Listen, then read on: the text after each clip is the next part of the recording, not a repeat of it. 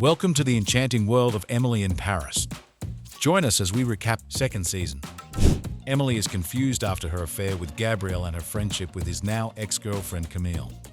Even worse, Emily has a weekend getaway planned for St. Tropez with Matthew. The ad account for Champagne, Camille's family champagne brand, goes to Luke even though Emily believes she brought the new business to Xavier. Camille shows up to discuss the marketing campaign, though she, Sylvie, and Emily go to lunch instead. When Emily breaks away for her romantic weekend in St. Tropez, Matthew overhears her cell phone conversation with Gabriel about their sleeping together, which upsets him. As he leaves her on the train departing Paris, he gives Emily the tickets for a romantic weekend with Gabriel, who he says she should invite for the romantic weekend they had originally planned for themselves. Emily ends up staying at the Four Seasons Hotel in St. Tropez and calls Camille and Mindy to join her. Emily meets a famous fashion journalist who claims to know him, Cadot, and offers to model promotional marketing fashion shots with Emily's new luggage, which features a life-size likeness of Cadot etched onto its surface. Upon seeing these pictures, the Instagram response upsets Cadot, and Matthew asks Emily to remove them. Later in the evening, Emily discovers that Sylvie has come to St. Tropez and is married to Laurent, a restaurant manager at the hotel. Later, Emily and Mindy make plans for Emily's birthday, inviting Camille and Gabriel to attend, where Emily hopes they will reconcile. During the outdoor evening dinner party, everything goes well. Camille returns to Emily's apartment for more champagne from Emily's fridge. When she gets the champagne, she discovers that Gabriel's favorite frying pan with his engraved initials on it is on Emily's stove. She returns to the evening party and says she has a toast that everyone eagerly waits for. Camille denounces Emily as a turncoat for having an affair with their boyfriend. Emily returns the frying pan and gives her presentation about Champagne to Camille, who is still upset about Emily sleeping with Gabriel. At her next class, Emily introduces herself to a young bank executive from London.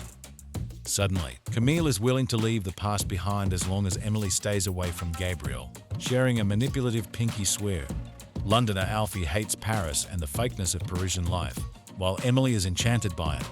Still, they slowly begin to thaw and, eventually, start to date. Still, Emily is conflicted about her feelings for the two men, which is only made more awkward as they meet and begin a sort of friendship with each other.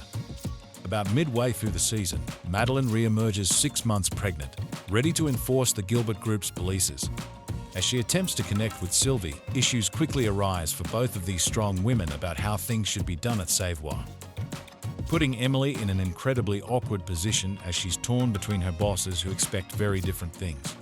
As Emily found upon her arrival, Savoir is nothing like the corporate monster that acquired it.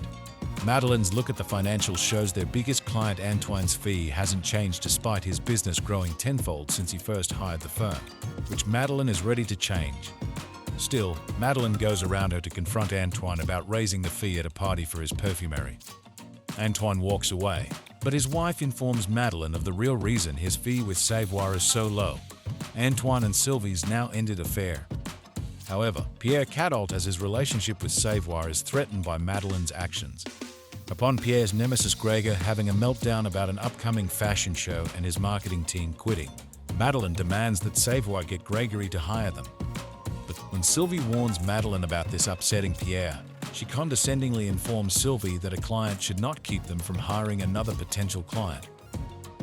Ultimately, the fashion show is a success with an appearance from Pierre and an ever-heated rivalry still at play. But Pierre is wholly offended.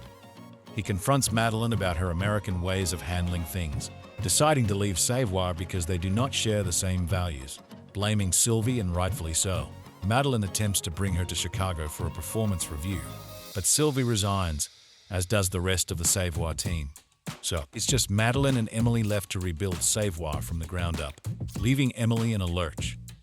Meanwhile, Alfie reveals that he was supposed to return home to London a week prior, but has stuck around to see if things are going to work in his relationship with Emily.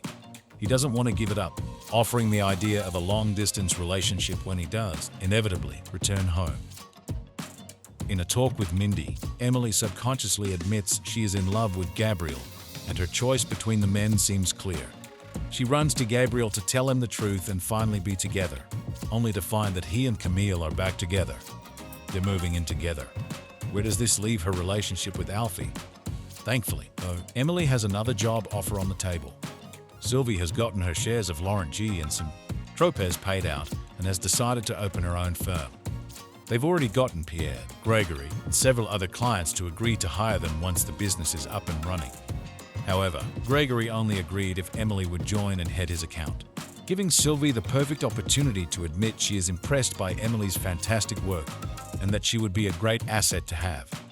Whatever the case, after seeing Gabriel and Camille together, she officially makes up her mind as the finale cuts to black. One thing is clear, her adventure is just beginning. Join us next time as we dive into the next season of this captivating series.